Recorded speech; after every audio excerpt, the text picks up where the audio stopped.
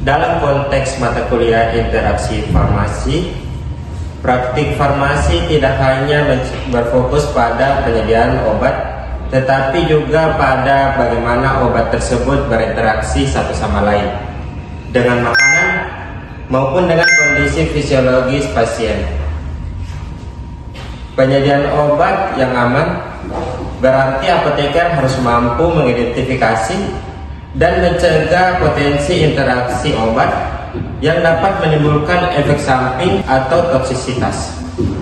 Sementara itu, kualitas obat mencakup pemastian bahwa obat yang diberikan memenuhi standar mutu, penyimpanan, serta stabilitas, sehingga tidak memengaruhi profil interaksi obat.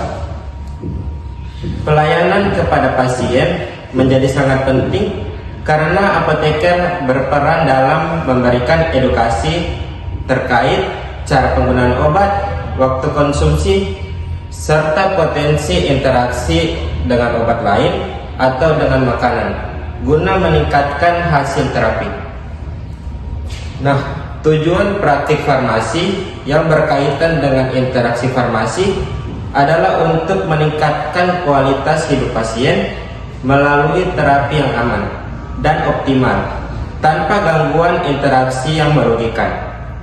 Nah, selain itu, praktik ini juga bertujuan untuk mengurangi risiko kesalahan penggunaan obat, termasuk kesalahan akibat ketidaktahuan pasien terhadap interaksi obat.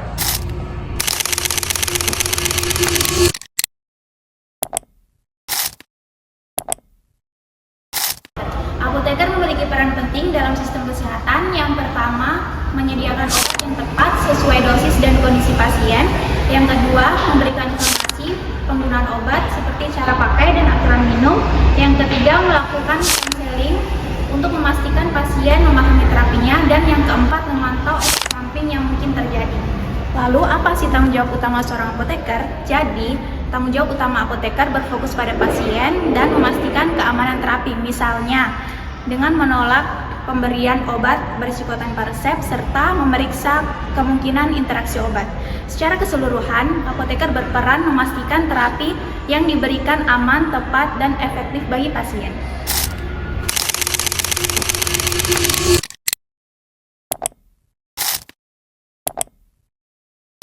Dalam praktik farmasi harus berdasarkan aturan agar dalam pelayanan aman dan profesional. Aturan ini meliputi dua. Yang pertama, kode etik apoteker, yaitu pedoman sifat atau perilaku apoteker dalam bekerja seperti bersikap baik dan bertanggung jawab. Yang kedua, peraturan pemerintah, yaitu aturan resmi yang wajib dipatuhi dalam penggunaan dan pengelolaan obat. Ada 4 prinsip etika dalam farmasi. Yang pertama, berbuat baik, artinya apoteker harus selalu memberikan manfaat yang baik bagi pasien. Yang kedua, tidak merugikan, artinya apoteker tidak boleh memberikan obat ataupun tindakan yang dapat membahayakan pasien. Yang ketiga, menghormati pasien, artinya pasien wajib mendapatkan informasi dan memilih untuk pengobatannya. Dan yang terakhir, yang keempat, itu adil, artinya dalam pelayanan semua pasien harus dilayani secara adil dan tidak membeda-bedakan.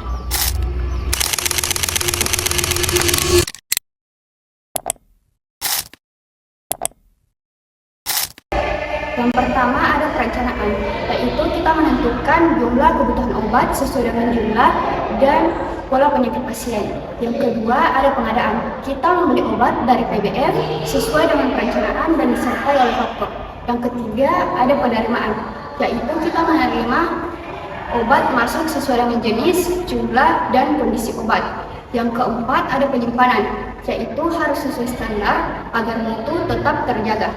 Misalnya suhu ruangan itu 15 derajat Celcius sampai 30 derajat Celcius dan suhu dingin itu 2 derajat Celcius sampai 8 derajat Celcius. Yang kelima ada pengendalian, yaitu pemantauan stok, kadaluarsa, dan pemakaian obat. Dan terakhir itu ada pemusnahan dan pelaporan, yaitu pencatatan kegiatan dan pemusnahan obat kadaluarsa dan obat rusak.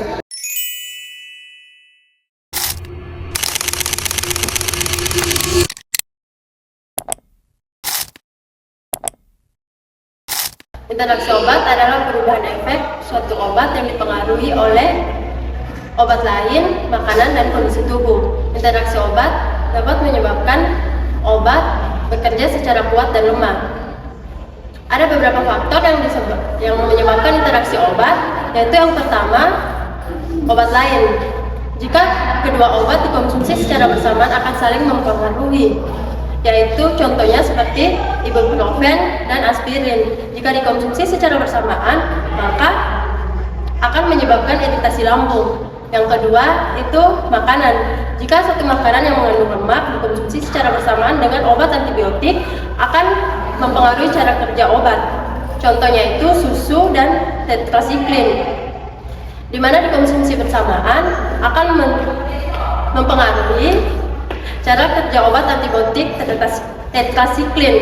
Yang ketiga itu kondisi tubuh, di mana ada penyakit atau gangguan fungsi organ akan mempengaruhi kerja obat.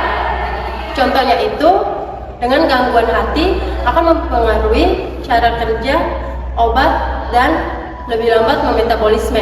Kemudian ada dampak interaksi obat, di mana yang pertama itu efek meningkat atau toksisitas.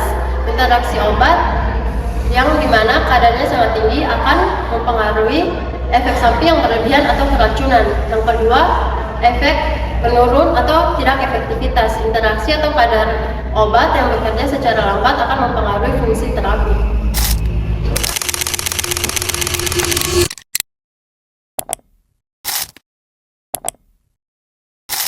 Yang pertama itu ada interaksi farmakokinetik. Interaksi farmakokinetik terjadi ketika suatu obat mempengaruhi perjalanan obat lain di dalam tubuh, yaitu pada proses yang pertama ada absorpsi, itu penyerapan, yang kedua ada distribusi, penyebaran, yang ketiga ada metabolisme, pengelolaan berarti, dan yang terakhir ada ekskresi, itu pengeluaran. Contoh obatnya itu tetrasiklin dengan antasida. Antasida mengikat tetrasiklin di usus sehingga penyerapan berkurang. Selanjutnya ada interaksi farmakodinamik, terjadi ketika dua obat atau saling mempengaruhi efek atau cara kerjanya di tubuh tanpa mengubah kadar obat. Terjadi pada efek obat. Yang pertama ada sinergis, memperkuat. Yang kedua ada antagonis, itu melemahkan. Yang ketiga ada aditif, penjumlahan efek. Dan yang terakhir itu ada potensiasi, efek diperkuat tanpa efek sendiri yang sama. Contoh obatnya itu aspirin dengan warfarin, meningkatkan efek pengencer darah sehingga resiko perdarahan meningkat.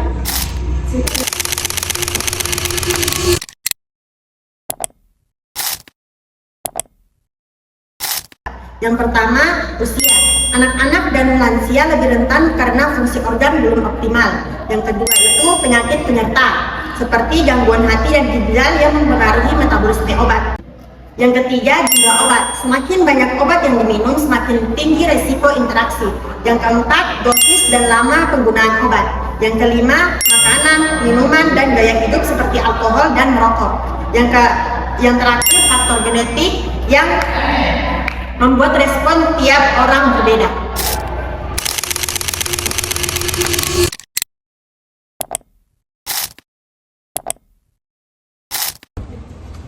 Hai, tahu nggak sih interaksi obat bisa berbahaya? Yuk cari tahu cara penanganan dan pencegahannya.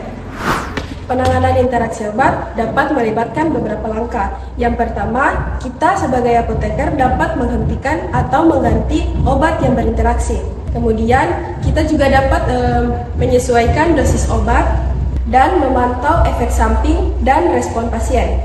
Kita sebagai apoteker bisa melakukan beberapa hal untuk mencegah terjadinya interaksi obat. Yang pertama, kita dapat mengambil riwayat pengobatan pasien secara lengkap. Kita juga dapat memeriksa obat-obatan yang sedang dikonsumsi oleh pasien. Kemudian, memberikan informasi tentang potensi terjadinya interaksi obat. Dan memberikan saran untuk menghindari atau mengurangi resiko interaksi obat.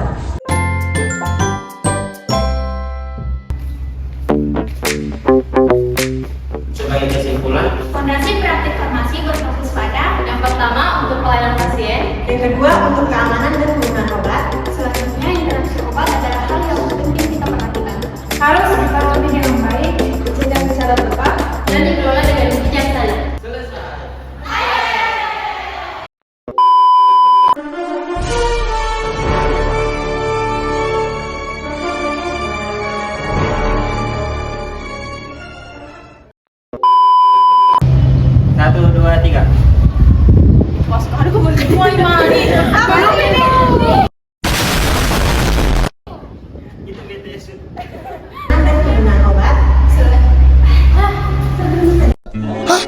Aduh pusing, pala otak, pala Barbie pusing, bolak-balik sama aja. 1, 2, oke.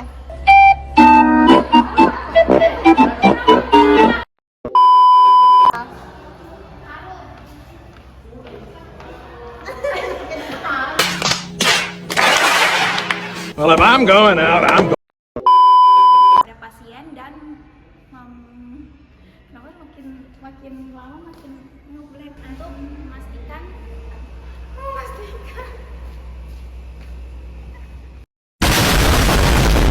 kondisi obat yang aku bisa selanjutnya ada astagfirullah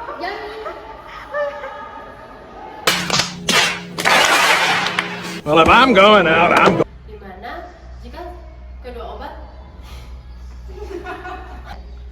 baik, berikutnya itu ada interaksi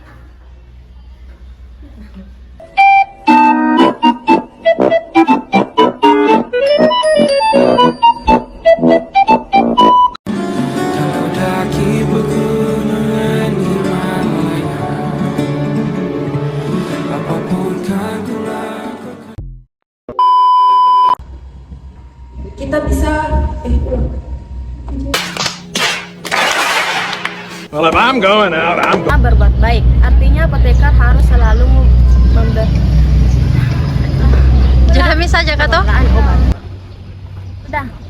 Misal lagi satu. Bisa apa?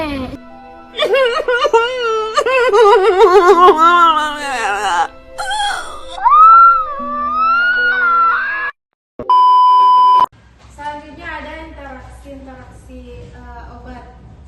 Ya udah. Sekian dari saya.